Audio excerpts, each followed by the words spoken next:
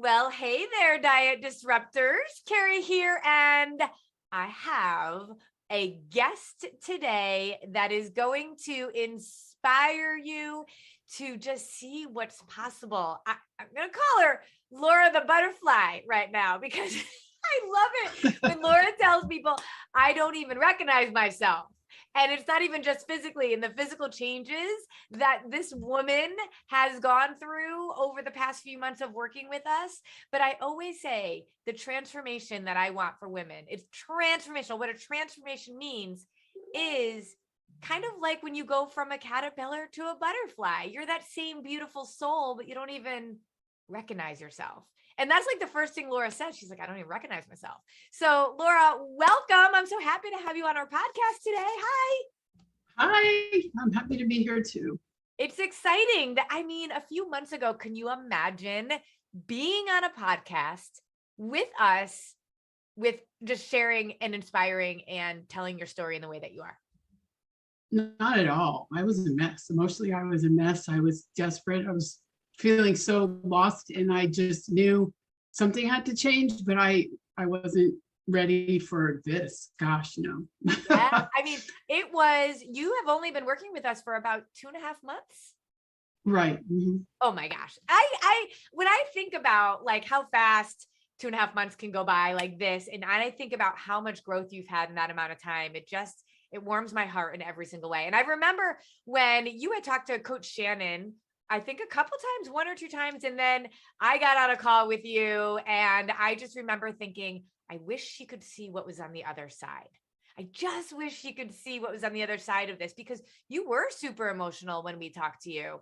There was a lot there. So why don't you tell everybody, before we talk about what's going on now and what you've done, where were you? What was your story? What story were you telling just 2.5 months ago?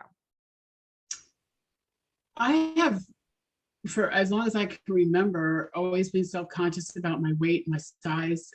My father, my mother, comments that they would make to them seemingly flippant would really just put me in a place where I just didn't feel like I was pretty or good enough, or I was too fat or whatever. And I struggled a lot over the years with dieting, and I could lose weight, I could follow a plan, but then if I wasn't eating exactly perfectly or exercising like a fiend and just living my life and enjoying myself, I started to gain weight back. And that's a good indication that you've been fighting your body, right? When your body gets to its optimal health, you don't have to be perfect, but on a diet, you do have to be perfect. Right. And that was a big thing for me. It was the good foods and the bad foods, learning that, I always felt like if I ate cake or I ate pasta or I ate bread, I'm half Italian. And so a nice piece of Italian bread, I would just feel bad.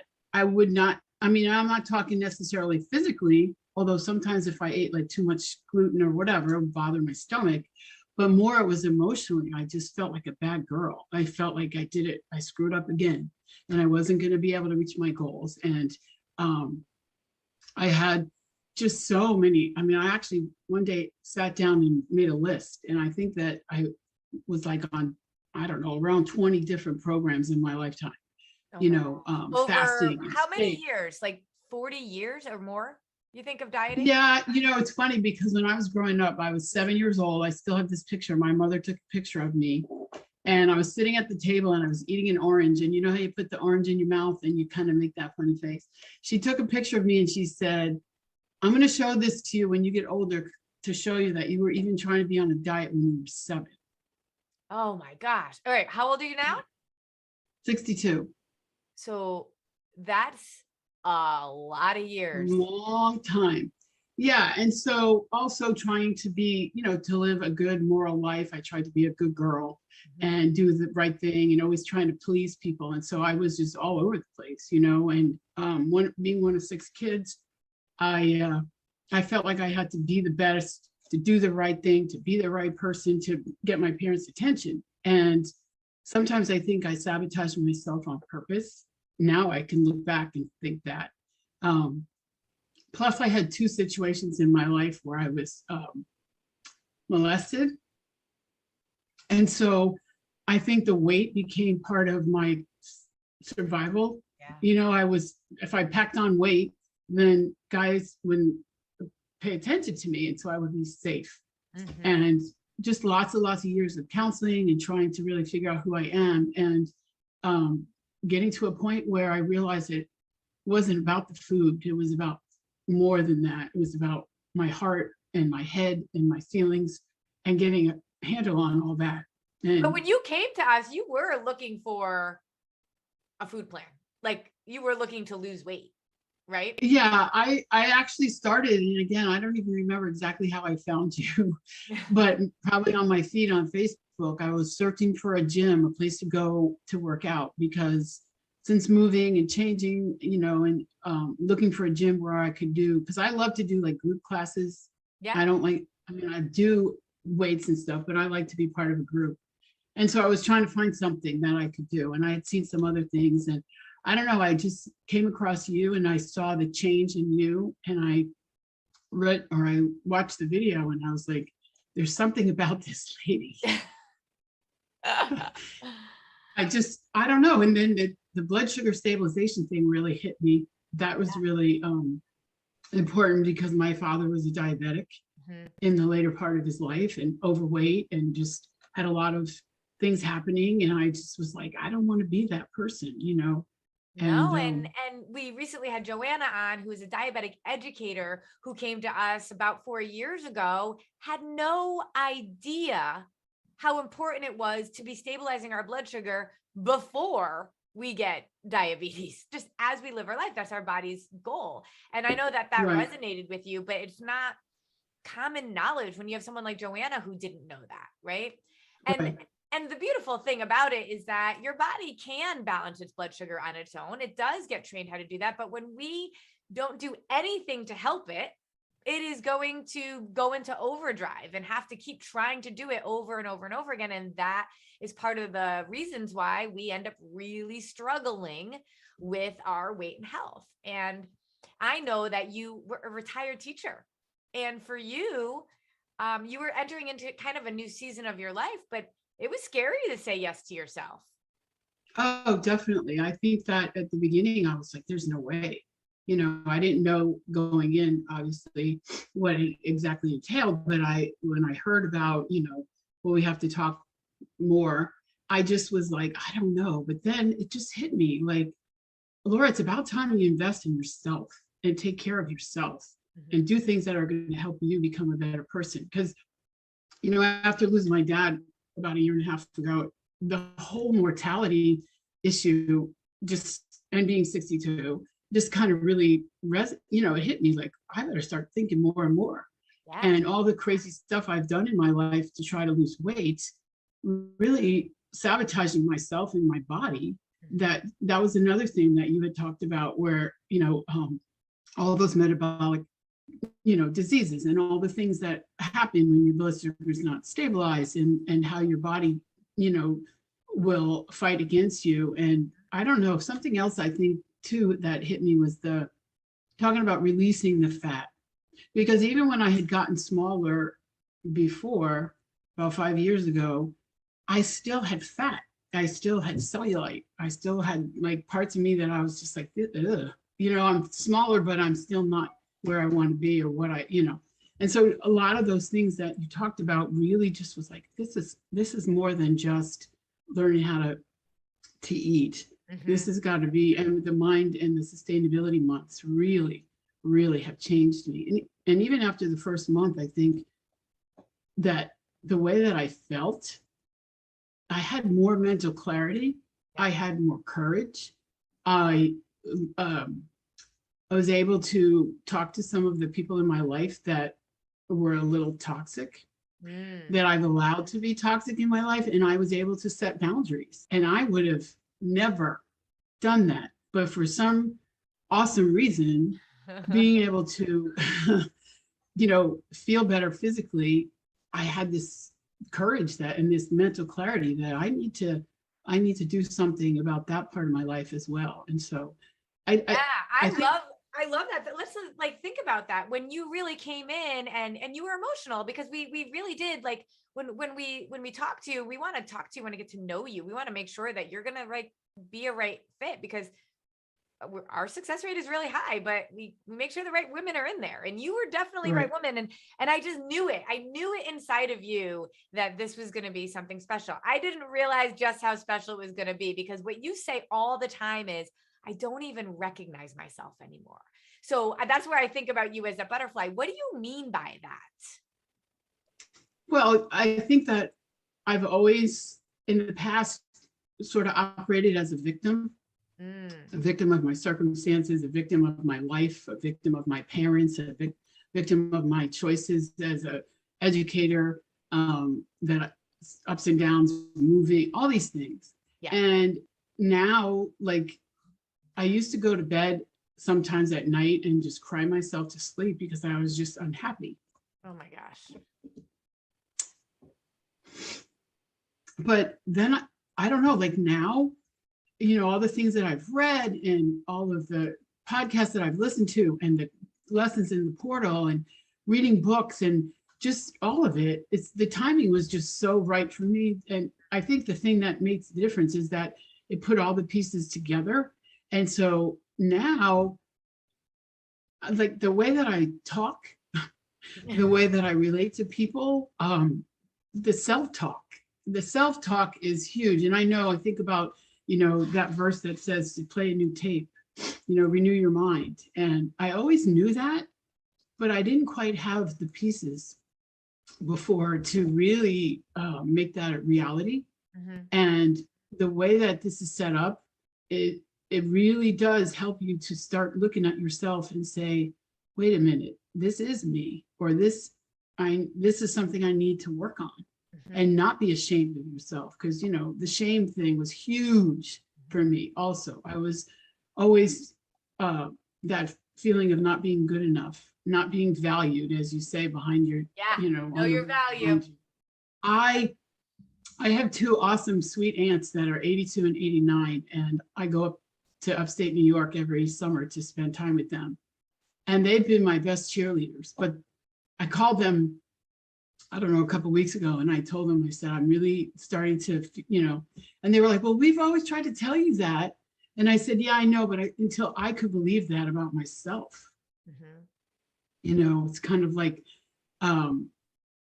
if you know it in your head, but you don't know it in your heart, it's not quite right. And so all those pieces coming together, I say things, I'm able to talk about things, I'm able to talk about serious things and not bawl like a baby. Mm-hmm. Yeah. Although I'm learning.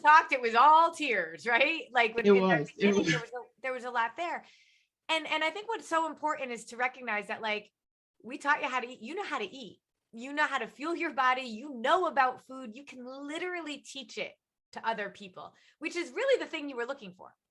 And then what you said to me a couple of times is like, it's like, there's just this now capacity because you're not obsessing about food anymore. Food is actually like the secondary thing. You're just living your life. And now you have the opportunity to figure out who is Laura, right? Exactly. And who does she get to be now? And you just have so much in front of you. You understand yourself. You understand your husband better. You understand so many aspects of life. And yeah, you know how to eat now, but it doesn't even become the priority. What am I going to do? Because I always say we were not put on this earth to find the right diet. We were put on this earth for something so much more. And once we figure out the formula, once we understand how to fuel our body, once we can know how to enjoy, love, and understand food, we get to go do the things then. Right. And, it made me think of like years ago how, well, for as long as I can remember, the number on the scale was always so critical. And I used to feel so, if I had, I had a sign on my head saying, this is how much I weighed, Mm-hmm. And when I started and you said, throw away the scale, I was like, wow, I don't know if I can do that, And I weighed myself at the beginning just to write down all my information. And then I weighed two other times. One when I went to the gym and they did my physical evaluation thing. And then when I did it after the 2 months at the gym, I did it again. And, you know, I have to sincerely say that it's really not as important to me. And again, hearing myself say that, I'm just like, are you kidding? Actually, but I look at myself, I think about it, I feel good in my clothes. I know my, clothes are getting looser, my body's changing, and I'm like, I'm okay. And it's not about a quick fix. It's not about losing 50 pounds in 3 months, and I feel like it'll come to get more and more, or closer and You're closer. getting healthier and healthier and healthier. Your body's gonna get faster and faster. Right. And I also feel like that whole thing about the weight, it's just not as important to me anymore. And again, I say that and I hear myself say that, and I'm like, you have obsessed for all of your life. Think about how obsessed now, even let's just talk about blood sugar stabilization for a second around that, because the amount of stress that we put ourselves on around the scale, around our body, around obsessing about it, it literally physically causes stress in our body. It spikes our cortisol. When that happens, our body has to then try to release insulin and balance, because when you release that cortisol, you spike your blood sugar. Literally, Right. stress will deregulate your blood sugar, and your body can adjust. But if it has to keep doing that, it's going to get less and less efficient, and your body's going to hold on to the fat to protect itself from you. And when you can Right. take that down a notch and actually not stress out about so much, that is when progress actually happens faster and faster, because you hold yourself back with all the stress around the scale and around your body and all of that. And I always say confidence does not come because you've met your goals. You haven't met your goals yet. You have more you want to do within your own body, mind, and all of that. But you operate with a level of confidence now that 2 months ago you didn't have. Definitely not. You're right. And again, I think that recognizing that there's so much more to do and to learn about myself, but also, one of the things that I've noticed lately is I've stopped apologizing for being myself and being me. Like, I'm different than other people. Okay, fine. Or I'm emotional. Okay, well, if you don't like that about me, I'm sorry. I'll try to be more I love aware, but I'm not going to. Sorry you feel that way comment. Exactly. Yeah. That's Yeah. better. That's better. Right. Yeah. Because I live my life like that, and learning as we go on, and I'm learning more about the Enneagram and my numbers and other people's numbers too. I'm realizing that, it's not wrong, it's just different, which Yeah. is something that I learned when I was teaching. I was like teaching kids that you're not everything, it's not necessarily wrong because they're doing it differently than you are. It's just that they're doing it differently. And, you have to be more You didn't empathetic believe towards that others. for yourself. No, yeah, that's true. That's true. Now, and I think that's I love that you're still in the middle of your third month. And one of the things that we talk about is this like new marriage between you and yourself. And that when you say yes to the dress, you say yes to yourself, then you go on like this 3-month honeymoon, I say, right? And that you really dig in mind, body, soul, and that learn how to love yourself and have this relationship with yourself.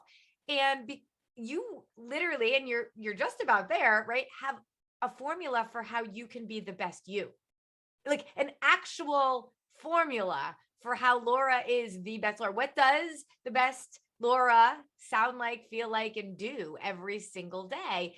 But then once you're 3 months, like it's not that it's over. It's like the marriage actually begins. And Right. so what I love about Laura, which she hasn't even told you about her story, is that she will continue to be a part of our membership. She is a lifetime member of ours, and she will continue to cultivate this marriage. We make sure that she has resources and content so she engages. And Laura, if you don't engage, we will call you out on it, because it's as transformational as Laura has had herself right now. If she doesn't continue to engage and cultivate, a year from now, you're going to be slipping right back, because we talked about 50 years of dieting, 50 years of the mindset. You're not going to undo it all in 2.5, 3 months. We have to continue to cultivate that relationship. But one way that Laura is doing that, she said to me, I don't know what it's going to look like, but like, put me in, coach. I am excited and ready and want to support other women. So if you end up deciding like, yeah, I want to talk to a coach, and it's not pressure. It's about you talking to a coach for you to decide, is this the right plan for me? Us to say, are you the right match for us? We knew Laura was a good match for us. We knew it. Not everybody is. But Laura, then now when we meet with a coach, we spend a chunk of time talking to you, getting to know you, building a relationship with you, because we're all about family here.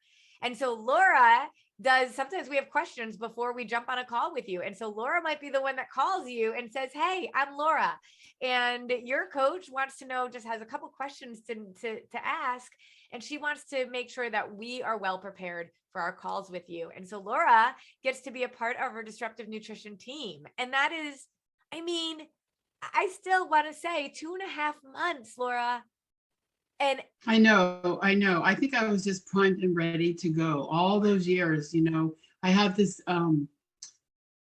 quote that I put up, and I've been trying to, do positive affirmations as well. But it says the only failure is quitting. Everything else is just gathering information.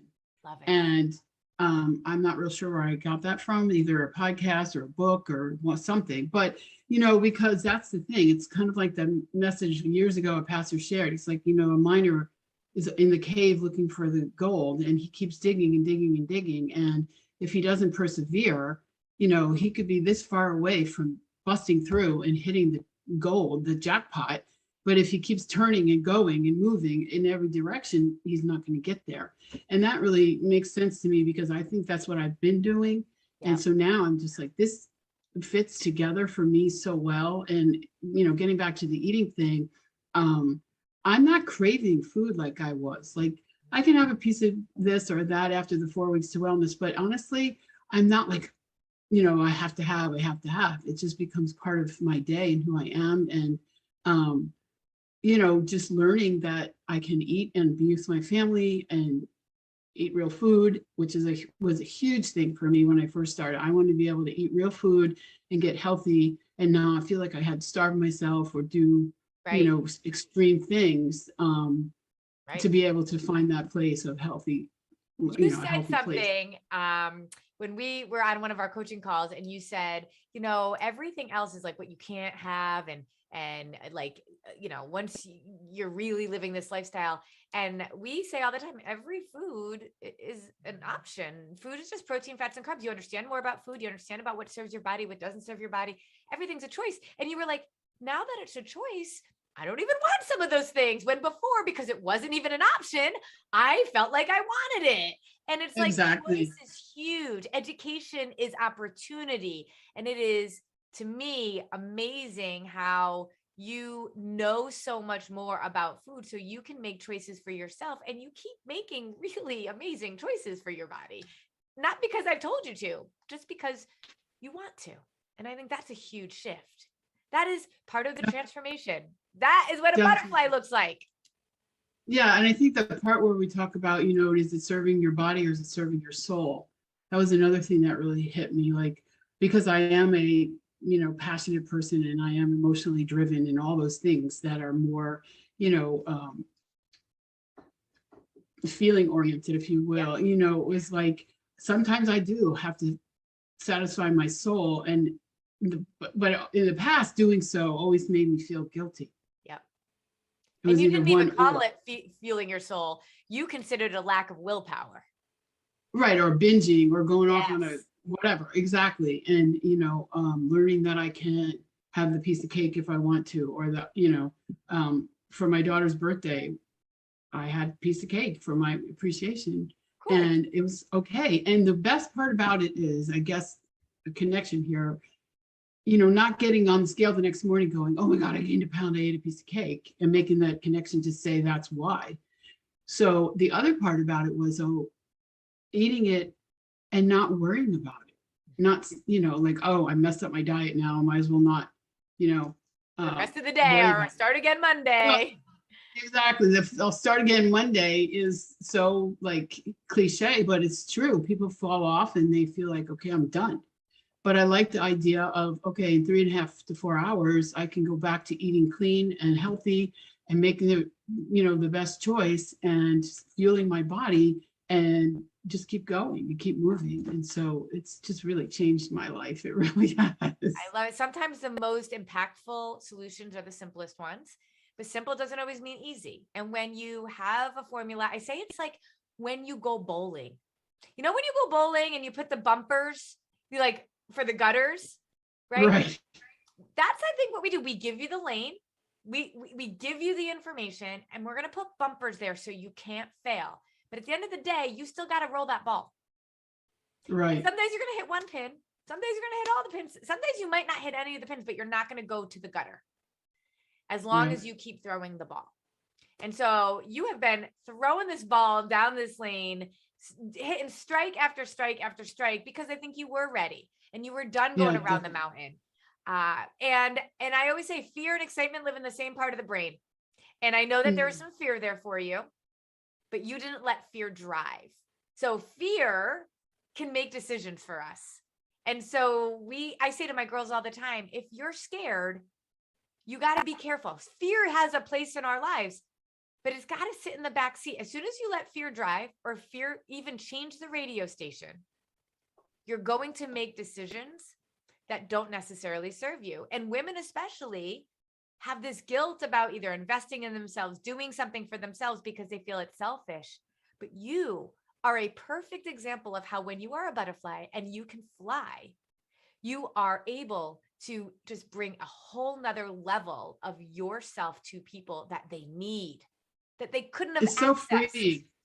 Right. It's so freeing, you know, even learning about the Enneagram. And I know during the 12-week trifecta, that is a key piece. But, you know, making mistakes and screwing up and doing the wrong thing or failing at this or that was always a big thing for me. Yeah. And again, being a part of a family of 6, it was like you had to shine above because otherwise you wouldn't get noticed. Yeah. And so I became a people pleaser and I became a perfectionist towards doing that. Like I had to get it right. I had to get straight A's. I had to be the best, you know, and just learning now that it's okay to make a mistake and it's going to be okay. You know, like that sounds so trivial, but that's huge for me. Yeah. Because I was always afraid of making a mistake because then people wouldn't like me, they wouldn't accept me, I wouldn't get the job, or I wouldn't get promoted or whatever. And feeling freedom to make a mistake and have people still embrace me and love me and say, it's okay, Laura, we'll help you get through it. Woo, I mean, who would have thought that in a nutrition program, you know, approach that you would get all of this, but this is what it takes to be healthy. And that's what we need. And that's what I see in you, a healthy woman who is still running the race. You're never done. There's no finish line. You're still running the race. And so I'm so proud of you, my butterfly over here, just fluttering around. So say thank you to Laura if you were listening, and you can comment. I'd love to know how long you have been kind of on this roller coaster the way Laura had for more than 50 years. How many years, if you really look at yourself, how long have you been doing this? And in just 2.5 months, for her to be that caterpillar, or to be that butterfly from the caterpillar, is just so exciting. So Laura, thank you. Thank you for saying yes, for trusting us, for not letting your fear drive, but also then for saying, put me in coach. I'm ready to support others. I'm ready to help other women. That is empowerment. That to me is not just a program, that is education. And when you have education, like I said, you have opportunity. And from one teacher into another, we know the power of education. Well, and I was thinking that knowledge is power. When you have the information that you need to do what you have to do, it's so much better. I mean, it's kind of like, you know, you wouldn't go build a 50-story building if you didn't know how to do that, you know? Yep. And I think I just want to thank you because of all of your gifts and the knowledge that you have and the things that you've done. Now I'm going to get emotional. To impart to others the way you do.